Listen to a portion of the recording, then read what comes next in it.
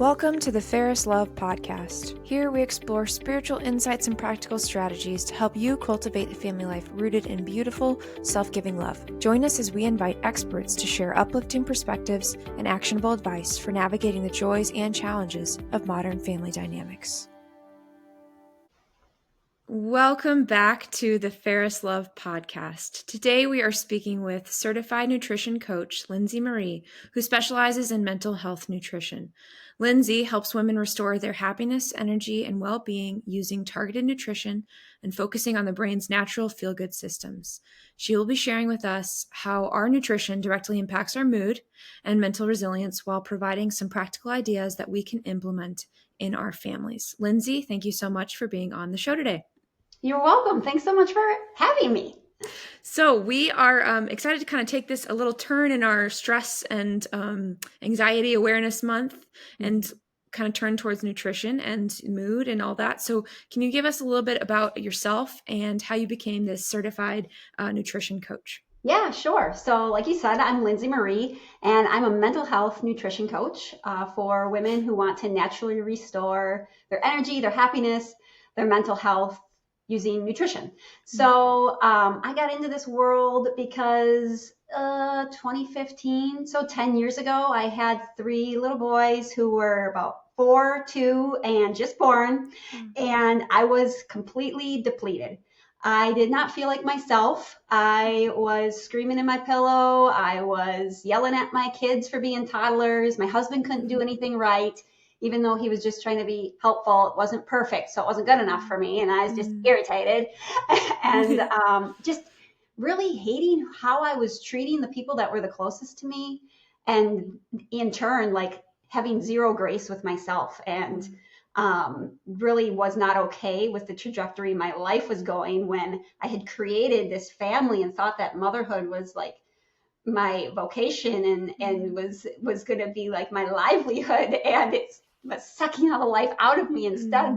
And so I was doing all the things to try to feel better, and nothing was working until somebody taught me about the power of neuronutrition. So really making sure that you're feeding your body the nutrients that it needs in order for your brain to fire these natural feel-good systems. So when I was chasing after therapy, chiropractor, eating 100% paleo, massage, date nights, vacations, I was chasing after all those things to think those were going to try to make me feel better, while in the meantime, my brain chemistry wasn't along for the ride. So even though I wanted to feel happy, I wanted to have energy, those systems in my brain weren't firing because they didn't have the nutrients that they needed in order to fire. And so once I learned how to feed those systems, then I got what I wanted. Then it was like, oh yeah, this is what life should feel like. This is what it should feel like when I'm living my vocation, and why God put me here on earth. It shouldn't be such drudgery. So after about 5 years, so in 2020, I was still feeling good. And I'm like, well, that was sustainable. Yeah. And I see lots of moms all the time in Facebook groups or in play dates or whatever, and they're struggling with the same exact things that I was struggling earlier. And I kept telling them in these groups or in person, like, you really got to feed your brain. But like, I just know what I know to feed my own brain. I don't know what you need. And so then I got certified in amino acid therapy in order to actually know what I'm talking about and help these women that kept crossing my path. So that was in 2020, and I've been helping ladies ever since fuel those feel-good systems. Yeah. Can you explain to us a little bit about that? Amino acid therapy, what does that entail? Yeah, it's really the crutches that we use when we know there's lifestyle adjustments we need to make to maybe change our diet. But you get in that cycle of, well, I don't have the energy or the focus or the motivation to go change my diet. I feel I don't sometimes, like more often than I'd like to admit, like I talk to women and they're like, I don't feel joy. I don't remember the last time I felt joy, And so when you're in that really deep state, it's hard to just like use sheer willpower to get through it. Willpower doesn't work. So the amino acid therapy really helps. It's just supplements. It's amino acid supplements and really knowing how to use them to get those feel good engines to fire. So that it's like, even though your lifestyle might not be perfect right now, your diet might not be perfect right now, let's get you into a state of mind that can actually get you over this hump so you can create the life that you love, to give you the energy and some of that happiness and just find some pleasure in life and be able to relax a little bit so that you can actually make the changes that you want to make. Excellent. Okay, cool. That's very different from, some things we've heard before about, diet and stuff. So I love that because, I think that's sometimes the hardest part is just getting there, just starting, know. And, okay, so how does what we eat directly impact our mood and our ability to handle stress? Sure. So the brain is like full of chemistry, and your mood is really the most honest way to tell if something is off. And so food is it's that raw material that your brain is going to use to make your feel good engines, make all the chemicals to make these feel good engines I'm talking about actually fire. So this probably blends into another question you'll ask later, but like protein, like the building blocks of protein are amino acids. So if I'm not eating protein, I'm not getting amino acids. And if I'm not getting amino acids, my feel good engines aren't firing. So your food, if you're not eating protein, that's directly impacting your mood and ability to handle stress. If you're feeling off, you're irritable, you're anxious, you're exhausted, it usually means that your brain just isn't getting what it needs. It's not like something's wrong with you. It's a signal from your body that, hey, I'm trying to tell you that I need something. You haven't quite figured out what I needed. So you haven't put the right thing in your mouth yet to really get me to feel better. Yeah. Interesting. And so when you're talking about these deficiencies really of what your brain needs to continue working well, what are some of those most common ones that affect our stress and like our mental resilience? Do you have any what are the most common nutrient deficiencies? Sure. So I focus less on the general deficiencies and more on what our mood symptoms are actually revealing about the brain. So for example, if you're really easily overwhelmed, you're snapping at your kids, you're waking up anxious, what that's telling us is that you're deficient in what you need in order to create serotonin. So those nutrient deficiencies might look like, like it's always protein. That's always part of it, but there's also cofactors that go into making these neurotransmitters. So really looking at your vitamin C and your vitamin D and different minerals to make sure that you have enough of those in your body to just even convert your protein into the serotonin that it needs to be. So it's not so much about being low in magnesium or low in vitamin B in general. It's more about, what mood symptoms are you feeling? And which nutrients are probably low because you're feeling that way. Interesting. Okay. And you mentioned protein a lot. Do you find that's kind of the thing that most people struggle with that you focus on? Once we can connect the dots on how much it's affecting their day-to-day life, then it's not hard. What's actually hard at the beginning is that they believe that it could be that simple. So, I mean, there's a lot of times where I haven't even worked with someone for a couple weeks and they're feeling like so much better. We haven't even gotten into the amino acid therapy yet. And they're like, wow, eating protein every few hours really makes a difference. So if you walk away with nothing else after our talk today, go grab a handful of protein and put it in your mouth. There's like stories of my peers where they work with people that will come into their office, and this one lady had been to like eight different practitioners before she came to the lady, my peer. And she's like, "You're number 8." And she was like, "What do you mean I'm number 8?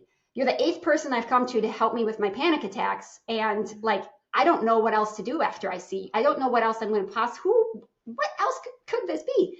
And so she talked to her about protein and said, scheduled an appointment for a week later.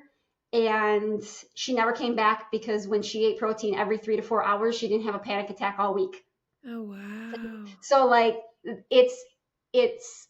I worked with people who are bipolar, struggled their whole life with these mood symptoms, and it's not perfect when they eat protein every 3 to 4 hours, but it makes a noticeable difference in a lot of people.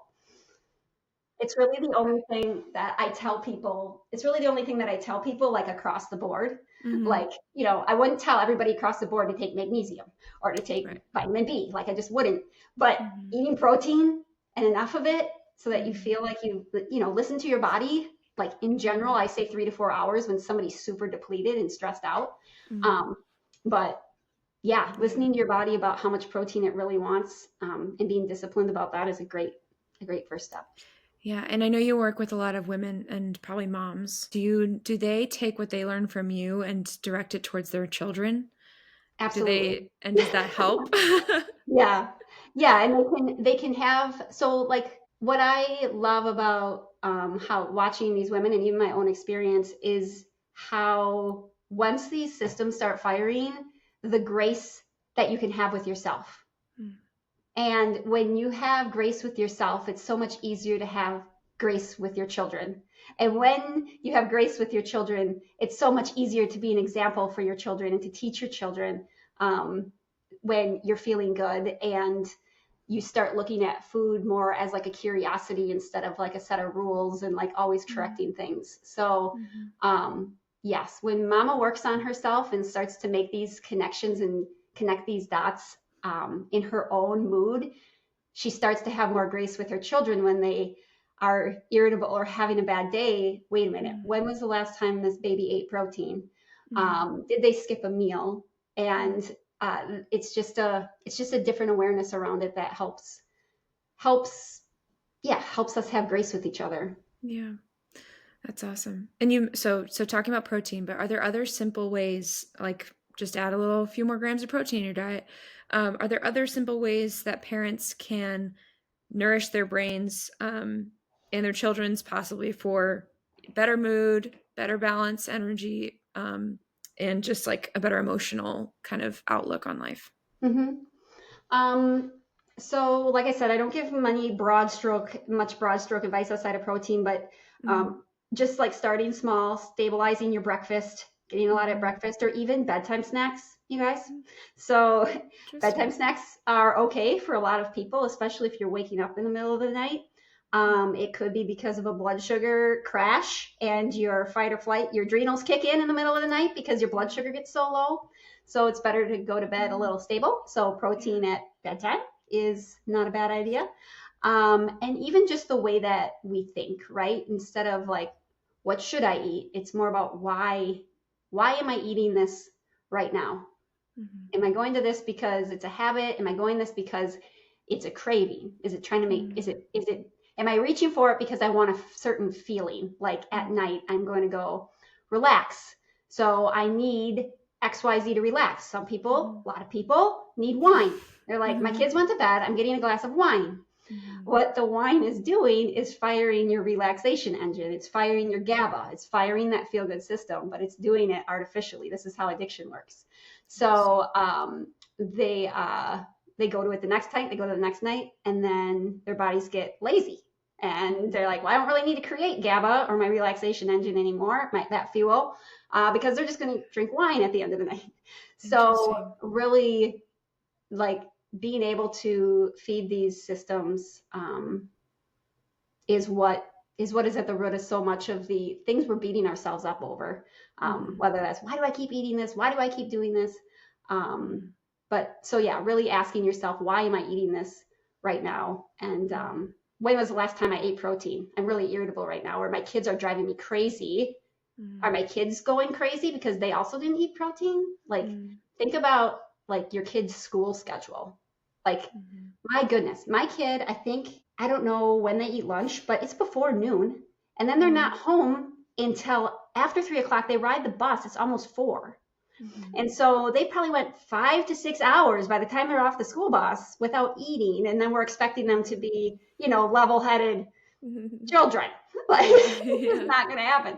So making sure that you have something easy for everybody. Like, it doesn't have to be perfect, but having something that your kids always know they can grab right when they get home from school, and even not making them like, you don't need to eat because it's almost dinner time. Well, is that rule really serving everybody, or should you just let them eat when they get home to give everyone a little bit of sanity before dinner? Yeah, that's a great point too, I think. Yeah, and just considering what your kids are doing throughout the day. When you're thinking of healthy eating, you had done the paleo diet prior to finding this amino acid therapy. How do these kinds of diets and things affect our mood? Because you said it didn't really help, in the sense that you kept looking for other things.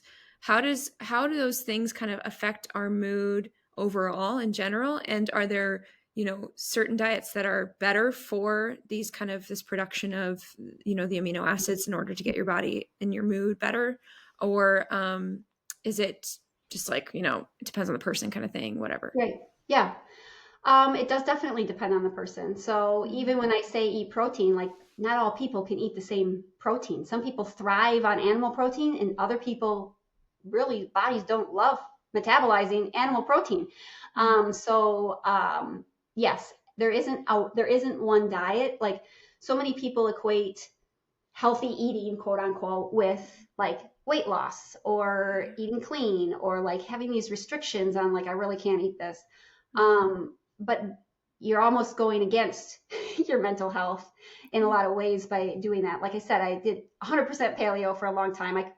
I made sure there wasn't any food additives. It was all fruits and vegetables and meat and nuts and berries, no beans, no grain, no sugar, with children at home. Like, hello, insert stress. That would make me feel better. And it's not that it didn't, like, I did have better energy. Like, it helped in some ways, but it was like kind of like a lot of things that I've tried. It's like, yeah, that feels nice in the moment, or that sort of kind of makes me feel better, but I'm not at 100%. It just, the paleo diet didn't give me the relief I was looking for, because really I was missing the nutrients that my brain actually needed. Now, like I said, I had 3 babies very close together. So these babies are literally developing brains inside of your body. So they are sucking everything out of you, literally. And if you're not putting the nutrients back in your body, just because you don't know better, or because you just can't, I can barely stand up. I can't do life right now or brush my teeth. So I'm not taking vitamins and I'm not eating right. And I'm just going to get through this pregnancy. Right. I wasn't, and even truly, actually, my 3rd pregnancy, I was eating paleo then too. So it was my biggest baby. I don't know if that was, if it was serving me to eat that way or not. Maybe I should have ate different. I don't know. But I've just worked with a lot of women and myself too. We've done all the right things, nutritionally, by the book, what we think is right, what somebody said, it like was logical. So we tried it.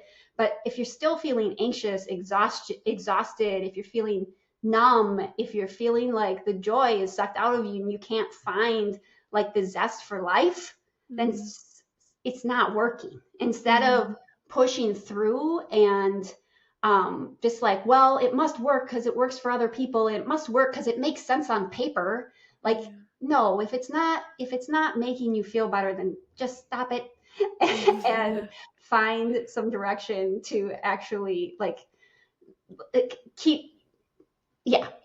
I don't know where I'm going right now. You're gonna have to cut that part out. Okay. No, you're good. I'll clap or something so you know where I'm at.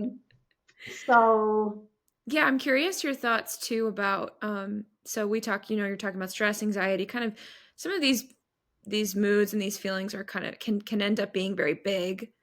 At what point would you say like your approach is a very preliminary approach to addressing these concerns, and then let's say this diet or this type of eating or mood therapy, like the amino acid therapy, isn't working, would you then say, okay, now's the time to go seek professional help to see if this is a bigger issue than just your diet? Sure. So actually, people have come to me already on the drugs, and I don't know of anybody who's gone on the drugs after working with me. They haven't told me that if they have, but it definitely, it's a both and situation. So it depends how severe those feelings are, right? Like nobody should be thinking about ending their life and not like go and get help for that.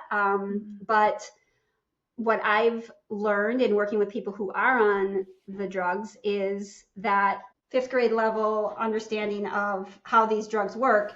Let's say you're on SSRI, or you go to the doctor because you're in this really low space and you get a drug. A serotonin reuptake inhibitor is really just trying to force the serotonin that you already have in your blood, is trying to force it to stay in your blood. Okay, and they figure if you force it to stay in the blood, then there's more likely chance that neurotransmitter is going to fire because you haven't reuptaked the serotonin. It's left it in your blood. Problem with that is if you don't have enough serotonin to begin with, then you're only got so much to keep in your blood. And so if we work on supporting your serotonin, even when you are on an SSRI, it can help the drug work better. And then I've had people then truly go to their doctor and say, I kind of want to wean off my drug because now that I'm eating better and I'm taking these amino acids, I feel like I'm feeling better. The doctor can give you different strategies to back off the medicine.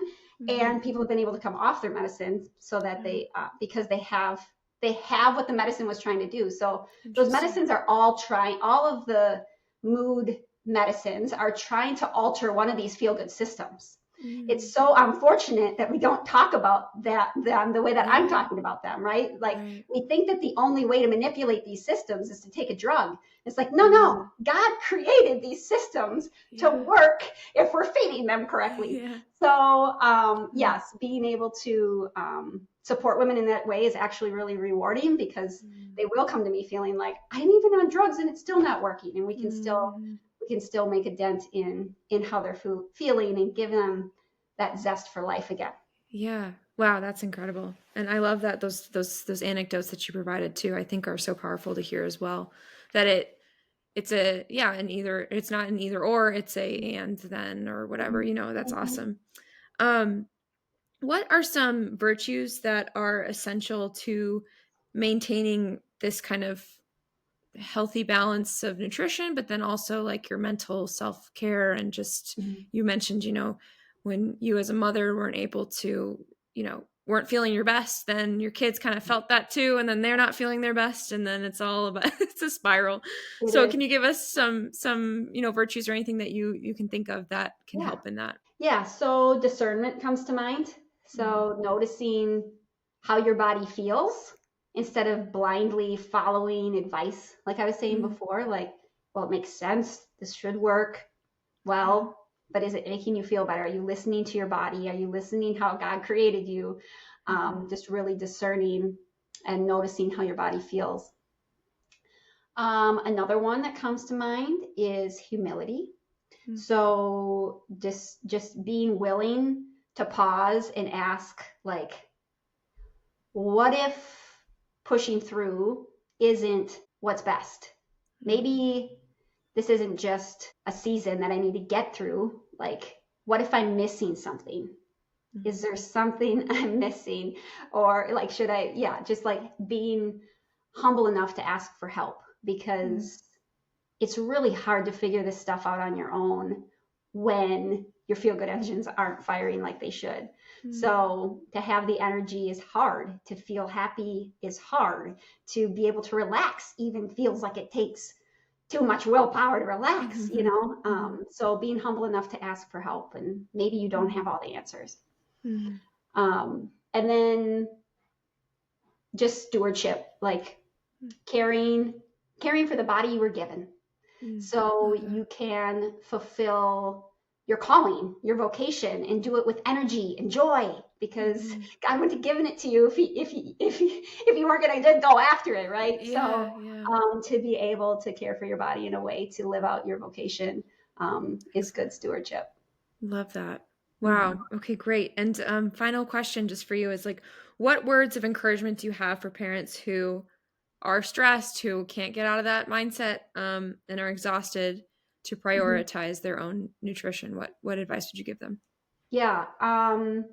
Really, if you're exhausted, it's not because you're doing anything wrong. It's because your brain just doesn't have what it takes to keep going and going and going. And you don't need more motivation. This isn't a motivation problem. It's not a more willpower problem. It's about restoring the chemistry that naturally creates the peace and the energy and the clarity to make what you want to do possible. Nice. Excellent. Well, Lindsey, can you share with us where our audience and followers can find more about you, maybe seek your services or anything like that you have available? Sure. So the best place to start is my free mood checkup. So it's a tool that I created to help women figure out what their mood is actually telling them. So I'm sitting here telling you, like, follow your mood, follow your mood. I don't know how to follow my mood. I'm just angry. What do I do? Right? So if you fill out the mood checkup, it will help you. It will help show you how to follow your mood, right? And which of those 4 systems, there's 4 feel-good systems, which one might be needing the most support, and like some little things you can do to just raise more awareness and maybe boost it up a little bit. Great. So yeah, just give you the clarity you need if you've been feeling low energy, irritable, anxious, not yourself, basically. Yeah. So you can find that at moodcheckup.rebuildyourbrain.net. Nice. Or you can connect with me on Facebook. My name is Lindsey Marie on Facebook, and I run a group called Master Your Mood. So I'd love to hear from you if you're listening on what stood out to you today. And just know that you truly were fearfully and wonderfully made. And you're meant to go out into this world and live the life that God created for you, and do it with zest and vitality and fervor and love. Love that. Oh, thank you so much. And thanks for sharing this lovely, a very interesting topic about nutrition, and all the things that you discussed were, I think, very helpful. I learned a lot too as well. So thank you so much, Lindsey, for being on our show today. You're welcome. Thanks for listening to this episode of the Fairest Love podcast. In 2025, we are continuing to share the beautiful devotion to Mary, Mother of Fairest Love, while providing practical tools and advice for parents, couples, and families. You can help us with this mission by sharing this episode with a friend, subscribing to the podcast, or leaving a review. To learn more, visit us at fairestlovefamilyproject.org.